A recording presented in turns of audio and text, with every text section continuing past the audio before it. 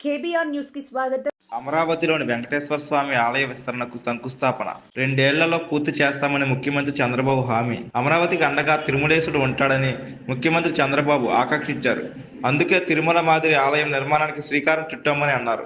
ఈ కార్యక్రమంలో TTD chairman BR Naidu, రాష్ట్ర దేవాదాయ ధర్మాదాయ శాఖ మంత్రి ఆనం రామనారాయణ రెడ్డి, జగ్గంపేట ఎమ్మెల్యే, తిరుమల తిరుపతి దేవస్థానం పాలక మండలి సభ్యులు జ్యోతుల నెహ్రూ పాల్గొన్నారు.